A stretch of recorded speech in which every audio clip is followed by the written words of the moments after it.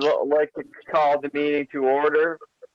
So bang on the gavel, my magic gavel, and next conflict of declaration of conflict of interest. I have none. None. Okay, let's move to the approval of December's minutes. Make a motion to approve the minutes as submitted. Okay. That's Joanne. Okay, do we have approval? I would second. Okay. So approval to that, and now approval of this month's agenda. Ramon, I think I would be happy to speak with help from you and Joanne about the e-bikes under the Parks and Recreation section. And I also have a couple of other things under Park and Recreation, but I don't think they're new business. So. Okay. When it comes the time to do the e-bikes, maybe you can just give me a summary of exactly what's happening, just because I missed some of it and I'd like to know more about it. Oh. Okay. And so we're approval of the minutes agenda. Okay. And next, reports from department liaison, and we have public work. What do we have for public work? I think that's you and Jason, isn't it? Yes, and I don't have it. I don't have anything. I haven't been talking to Jason. Not sure where he is. I have a question though, for the chair. We talked about the active transportation new route that was built in the fall, and I cycled by it one day and it was all mud, and then I noticed that it was almost complete, and that's at the end of Beech Grove Road, the extension from around the corner, and then it goes down past the rest of the buildings. So my question is, mainly to Ramona, is that a cycle pedestrian pathway or is it just a sidewalk? It's a multi-use, so it would be for cyclists or pedestrians. So there was no sidewalk or anything there. There was just the shoulder. So in lieu of putting in both bike and sidewalk, they put in a multi-use transit. Perfect. I'm so pleased because it's just there's still another really good space there beside that pathway, before the street starts. But I'm glad to know that. And I assume, will there be some sort of signage going on to indicate that? Yeah, I'll make a note to just give Scott a heads up. I think that we have that signage already purchased. It just hasn't been installed, but I'll double check with him. Great. Thanks, Ramona. I have two issues I could bring up, Chair, if that's okay, under Public Works. Perfect. Okay. Ramona, I had a question about the Hillsborough Bridge path, which seems to be about halfway completed. Oliver and I we managed to walk all the way over to land in Stratford and then back. I just wondered whether in discussions you've had with the province and Stratford, whether arrangements for snow clearing for that, probably for next season, I imagine, have been made. We've been told that the city and Stratford are responsible for snow clearing it, but there's been no plan that I'm aware of between the two municipalities on how that will be handled yet. Okay. We have a year, I guess, so. Another item I just wanted to bring to the committee's or the task force's attention. I was on the Home and School at Prince Street School 12 years ago, when we advocated for improved pedestrian signals at the intersection of Upper Prince and Euston, kind of in front of the old Y there. And that was ultimately successful. And the city rebuilt, kind of realigned the intersection, installed new traffic signals with pedestrian signals, with pedestrian call buttons. And they were actually voice call buttons. And so you would actually kind of hear beeping. And actually, no, sorry, they weren't voice. They were alert call buttons. So for people who were vision impaired.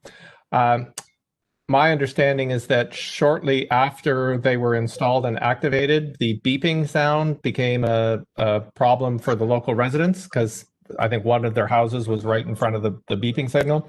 And so that system was deactivated. But unfortunately, at the same time, that deactivated all the pedestrian call buttons and it kind of reverted to automatic mode. So for the last 5, 6, 7 years, there's just been dead call buttons there. So I brought that to the attention of Scott Adams, the manager of Public Works, and he's going to look into it. And if that does in fact prove to be the case, he's going to work to get the pedestrian call buttons reactivated without the beeping sound. So, Good. And that's a good intersection to have pedestrian friendly, just because of the proximity to Prince Street School and the downtown. That's it for me. I could further report out at the corner of Maple Avenue and Pine Drive, there was quite a concern last year about the pedestrian crosswalk there by Sherwood School as well. And in September, Public Works for the city installed flashing red lights above the stop sign, and they're sensitive to the light, like they have a panel on each one. And they're going all the time, which is great because the rink is here and the school, and Stone Park's just down the other end of Pine. But that intersection, people traditionally were zooming right through it on their way up to Oak Drive to go to the mall. So that was a great, great improvement for the neighborhood, and children are allowed to walk to school by themselves now because, you know, people feel quite secure that that intersection is taken care of with the flashing red lights. I'm gonna have to look by there because I've never noticed it going by there. I go by there all the time. That's kind of weird. Okay. Yeah, so Take a it's like second right by Pine and Maple, like that, where the crosswalk is. Mm-hmm. Yeah. I'll have to take a look there. Okay. Just on that same note, I got a chance to go through the Longworth Avenue and the Great George Street rebuilds, and they seem to all be finished now, and all the pedestrian signaling is in place. And especially the Longworth Avenue is such a huge improvement, and they have very bright signals that go on when you press the button, and the buttons are very convenient. So I think that's a great project. Okay. And there's a couple just on the Fitzroy and Great George. There's still a couple of issues to resolve on that. So I think the Longworth one is complete now, but there's still, I mentioned it to Scott the other day that it was an improvement, and he said we're still not done. We're still cleaning up a few things. So yeah, but I agree. I'm really happy to see both those things happen. Those were ones that we'd heard for years, especially the Longworth Avenue crossing, that it was an issue, and we had a number of pedestrians are injured actually at the other crossing. So I'm glad to see that happen. Okay. So that sounds like all the public works. Moving on, parks and recreation. I believe you were going to say something, Peter. Yeah, I'll talk about the e-bikes last. Two issues. First of all, both with regards to Confederation Trail. At the last meeting, the mayor was going to report back after talking to the subcontractor and the contractor about the water and sewer work that was being done on the trail and what their remediation was going to be. Did you hear from the mayor on that, Ramona?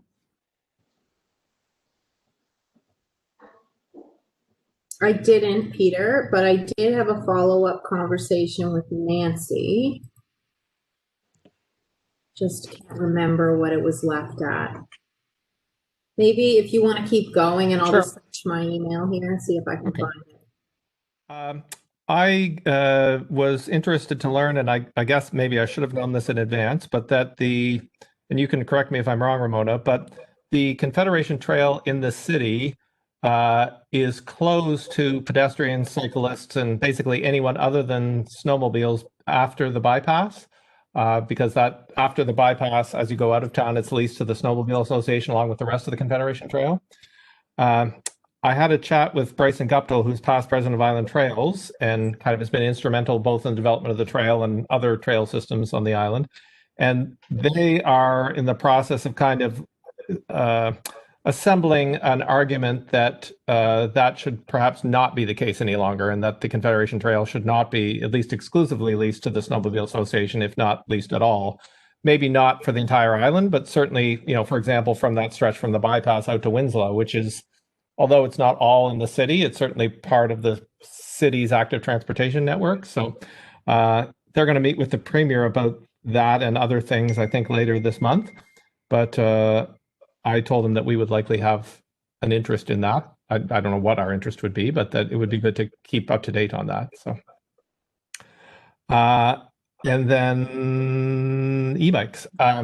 So I will just summarize, and Joanne and Ramona, you can jump in. I'm just going to. Can I share my screen? Yes. Can you see the slide there? Where did it go? There we go. Can you all see a slide with 6 weird-looking bikes on it? Yeah.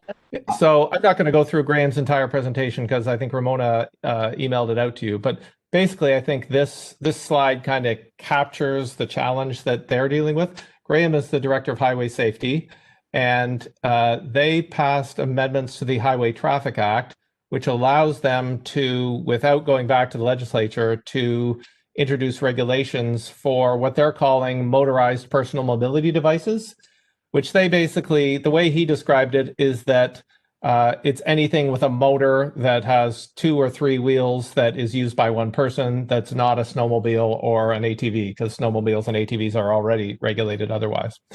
And he showed us this slide just to illustrate the variety of things that they're dealing with, in addition to, you know, maybe more typical e-bikes that for all intents and purposes look like a bicycle.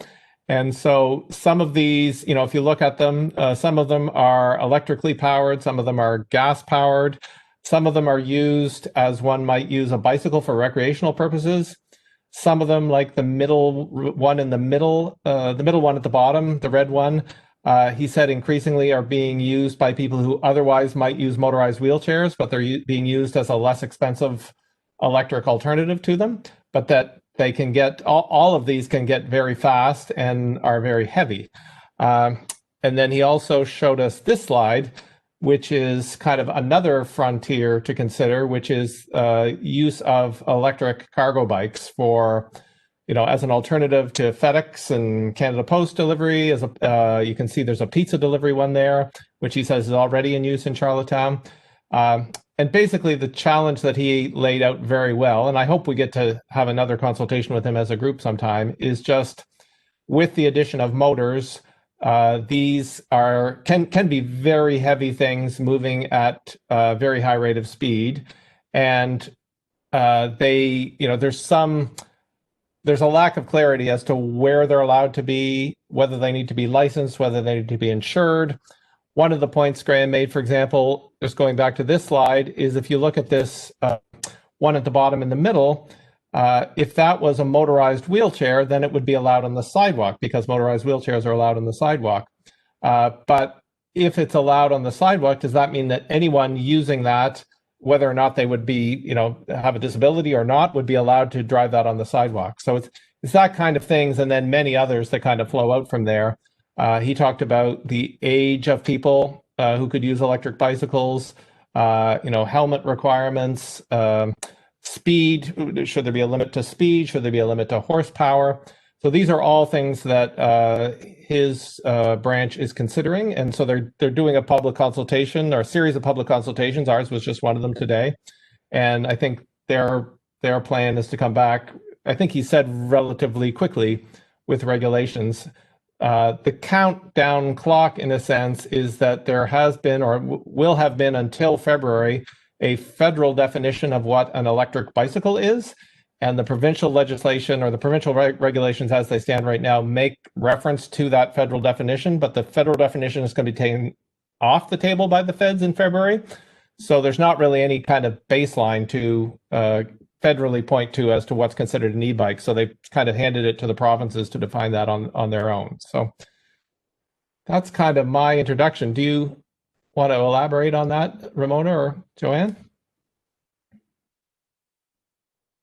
I think you've summarized it well. I think it's like definitely like a more complex issue than than I certainly thought, and they've got their hands full trying to figure out how to regulate it. But of course, we want to figure out how to strike that balance between regulation and safety, and also, like you said, kind of not deterring people from wanting to make use of active transportation or even electric transportation. It's certainly going to be less impactful than a lot of different transportation types, right? So yeah, we did talk about the idea of sharing and sharing trails, and how do we achieve that, especially when there are heavier, faster things that need to be shared with.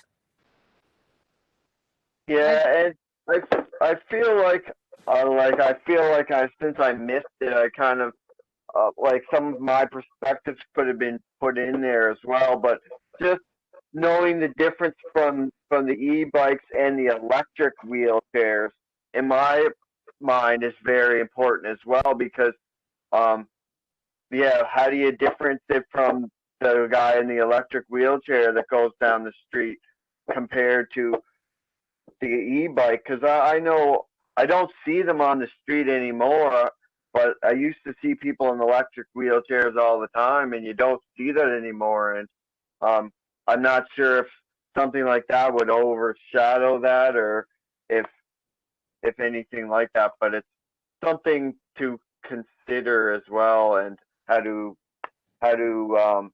use them both, and not make one greater than the other, or something. I don't. Yeah. I'm sure that you know, if you had any other comments, especially after looking at the presentation that Ramona circulated, Graham would welcome them. So Yeah, that I'll have to make it go to the next meeting there when it gets scheduled, whenever that happens. Yeah. Okay. Any more news on Parks and Rec? Nothing from me, no.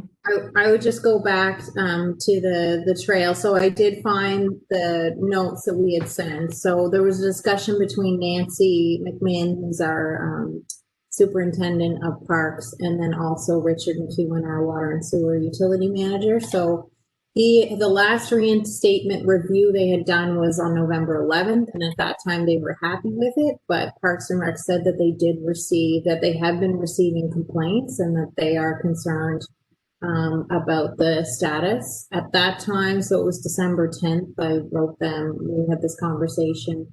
The contractor wasn't finished of their construction, and so they wouldn't finish the reinstatement until after that. So I just drafted a note just to get follow up on that, whether the contractor has finished and whether the city has signed off on the reinstatement work.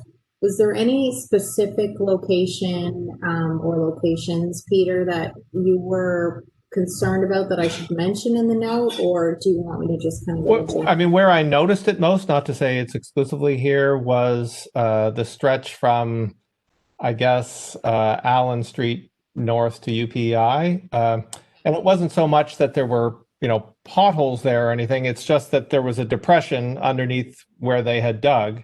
And it was, you know, and it was clearly a different trail surface if you were cycling. And, you know, it was not impassable. My concern, though, would be, and Nancy would know this well, is that the trail is very susceptible to washing out at places. And so if it, especially as you got down toward the 1911 jail, you know, if they remediated that and they didn't do a good job at it, and then there was a lot of spring runoff, I think we could kind of be worse than we started. So I think we'd want to make sure that whatever checking was done after the spring runoff season. Okay. No, that's great. I'll send that follow up now. Okay. And next, police. Do we have anything on police? That would be Margaret, I think. I do have one item there, if no one else does. I heard from a colleague about her concerns about snow clearing and pedestrian access after snowfalls. And it was kind of two-pronged. One was just sidewalk snow clearing and, you know, what the Public Works timeframe is for clearing sidewalks, and then what their quality standard is for ensuring passability. And then she had an additional concern just about because there's less space to go around because of the snow, what can be done to mitigate cars and trucks kind of pulling the nose of their vehicle so that it covers half the sidewalk and then effectively makes it impassable for especially anyone in a wheelchair, but really, you know, pedestrians have a difficult time of it. And this is a particular concern now, obviously, because we're all trying to stay apart from one another. So I did, with Ramona's help, hear back from Scott Adams, and he kind of laid out the, you know, the number of sidewalk plows and you know, the kind of the equipment they have on the ground. But I'm still, I guess, waiting to hear back from him just on, that was kind of a system-centric response he got. I was kind of looking at okay, you know, if I'm a pedestrian in Charlottetown and there's a heavy snowfall tonight, what's the goal in terms of allowing me to wheel or walk or whatever it is that I'm doing from point A to point B. So Ramona, if you can pursue that with Scott, I think that would be helpful for hearing back. Yeah, will do. But I'm very fascinated in that topic as well, because when it snows and I need to go somewhere and I want to go in town, like I don't have me being in a wheelchair, I don't have like an estimated time of, oh, when it snows, how long will it take before they do that? And I know that it all depends on the length of the storm and the severity of it, but like having like a kind of estimation on something like that, just so that I don't go out and then get stuck in the snow because I thought it might have been ready. It might definitely would be good overall for everybody. Ryan, I did also pursue with Scott the question of construction that disrupts sidewalks and what the arrangement there was. We did talk about that at the last meeting, and Ramona brought back to us that Scott's department is working on what I think it was called construction management plans, Ramona, with contractors, so that when they have an agreement to develop and they're going to close a sidewalk, which they have to apply for, that they have a kind of a formal plan for what they're going to do. And I did ask Scott about the new Homburg Hotel on Kent Street. You and I ran into one another there one day, and we had the sidewalk was entirely closed. And Scott did admit that there had been a breakdown in communication there, and that the sidewalk access was not what it was agreed to have been. So it does seem like there's going to be some improvements in that regard, and we'll just have to wait and see what happens this spring. And Peter, were you going to send me, I just remembered that from the minutes, were you going to send me something from Halifax on construction zones? I think Margaret was going to do that. Okay. We noted that, yeah, the MES requested that Peter send her the document from Halifax to forward to Scott. Maybe it was me, then I will do that. Okay, it might be, or it's an error in the minutes, I just can't remember. Because Peter, you have it posted on Teams, the Halifax legislation from 2016. Yes, I do. Sorry. Yes, that is in Teams, Ramona. Yeah. Great, I'll get it there. Okay, it's either under agenda or under general, I think. Yeah. General. Yeah. Okay. That's all I have.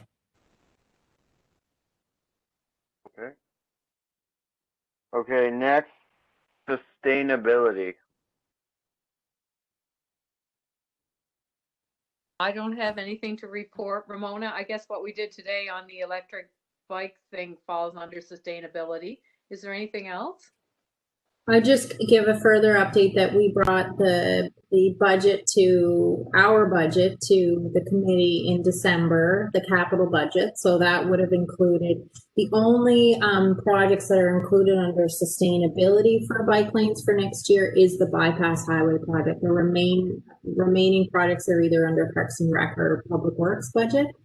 But they're in support of that project. Committee did ask that we add an additional $1 million to the capital budget for other IT projects beyond what we already had included, which is great to see them pushing for that. I don't know if that'll make it to the final capital budget, but it is on the table for consideration. So those funds aren't currently earmarked for anything specifically, more just if we had another $1 million, what are some of those projects that maybe we haven't pursued that we would want to? I thought you were going to break out into song there, Ramona. It would be pretty nice. I could do more than $1 million though. And then I guess the other thing I would mention is that we did have a meeting scheduled today to talk about the University Avenue underpass. Unfortunately, we didn't have quorum for that meeting, so it didn't go ahead. That was a meeting of the Environment and Sustainability Committee with the Coles Associates representative who had worked kind of on some of the early designs of that project. So I'm not sure what next steps are on that. I know Councillor Tweedle is in support of that project. It will be going, I think, back to our committee to see if there is a sufficient buy-in from committee members to like pursue that project. I think that might be a missing piece. But that's just kind of an update on that. I know, and Mayor Brown had highlighted this at our last meeting, with the removal of the pedestrian island because it got converted to a left turn lane at that new intersection. It really does, like it is 6 lanes of traffic now that you have to cross. And if it's not a pedestrian pedway or, an AT pedway or pathway or tunnel or whatever it is, I think we're going to have to look at doing something to increase, because it does it's a mental and physical and safety barrier there, I think, to crossing that. And there's such great resources on either side of university that they should be better connected. Yeah, I agree. Where are you talking about again? University Avenue in Enman, where there's beside the old Mark's Work warehouse, there's a new road that goes across the north end of UPEI. And they basically reconfigured that intersection so that it's much wider now. And this is where they were talking. Mitch Tweedle has kind of come up and is forwarding the idea of Yeah. So when is that? Is that the underpass actually, when is that going to be built? We're really just exploring design options right now and seeing, it's not even a committed project of council yet. It's more just Okay. Okay, perfect. And that's all I had on sustainability also. Okay, and cycling PEI. That's Justin too, I think. Okay. Nobody's cycling PEI? No. Okay. How about bike-friendly Charlottetown? I don't have anything to report. I do want to ask, I know it is the season for public consultations on budgets and things. So with that in mind, is there anything, Ramona, you would suggest, is there anything specific we could support at this time or rally the troops? I know that we put the projects in there, but is there anything that would be helpful in particular we could support? I think anything that's a priority of Bike Friendly Charlottetown, having a letter from Bike Friendly Charlottetown or writing emails to council on some of your priorities I think are great. For context, we've got quite a few AT projects in the budget between the 3 departments this year. We've also got bike racks in the sustainability budget, and we've got wayfinding signage. So last year we purchased our road signage, and then it'll be installed this year. It got a bit delayed with COVID, but we do have all those things in inventory, and then the intent would be to do more wayfinding signage this year, and have that going to be our purchase this year. But yeah, I mean, I think I'm sure we'll be doing an open budget version. I don't know what that'll look like with COVID, but there'll be at some point a call for input on it. But and I think any time that we reach out, any of these advocacy groups reach out and say this is important, it's always helps. So. Ramona, just on the bike rack incentive program, I was looking at the bike rack at Purity Dairy the other day, and I realized that there's nothing on those bike racks to indicate that they kind of fell under that program, or like there's no signage attached to them. And I wondered if you'd ever thought of maybe not. I mean, it's not necessarily taking credit, but it's kind of using the opportunity to encourage customers to cycle or some kind of messaging like that. We did actually talk about that, Peter, because we were finding the same thing. And even that they're just kind of not that there's anything wrong with them being like just metal in color, but we talked about maybe we make all of the city bike racks a specific color, or maybe we do some branding and make sure the branding matches our existing branding on the bike rack. So I think if we were to get approved for the full allocate, like we want to restock our bike racks for the business program, but then we also put in for like a number of bike racks that we can install at city facilities on the right of way. But I think that will come up is, do we want to brand these or make them a specific color, or yeah, I'm not sure yet, but I hear what you're saying though, for sure. The other thing that and this might just be limited to a couple of cases, but I think if there was a way to leverage the city's website to allow there to be a kind of a very simple online application process for a business for the bike rack incentive program, as opposed to having to email someone and play email tag with them, I think that might streamline things. Okay, no, I'll pass that information on to our sustainability officer and have her take a look. Okay. And just me thinking about bike-friendly Charlottetown, and I know it's winter and we have the winter, but maybe we should think about in the spring and in the summer having one of those like kind of an event so that everybody can get out and ride their bicycle again. Like, we should probably something like that started, just so that when the spring and summer happens, we're fully ready for it. Who knows what COVID will be like by that time, but it's like a good thing to start to get in motion anyway. Yeah, we've been talking as BFC about some possibilities for events for the spring. And I mean, we'd be definitely open to doing something in collaboration with the city or with Bike Week or any of those things. Again, hard to plan exactly, but Yeah, I think it'd be nice if our advocacy, for Bike Week and otherwise, could align with our, we've talked about purposeful trips before. And so rather than promoting active transportation for recreation and health, which obviously has benefits, promoting it for going to the liquor store or going to get groceries or picking up your kids from school or, those sorts of things, which would kind of be a new take on it. So incorporating into Bike Week, how many purposeful trips can you make, or share it somewhere or something like that, Peter? Yeah. And so if you go to Sobeys to get your groceries and you ride your bike, then you get I rode my bike to Sobeys sticker to put on your bike, or encouraging that. Yeah, it's active transportation as a means of getting to specific destinations. Like, you could use walking, you could use cycling, you could use other forms of transportation.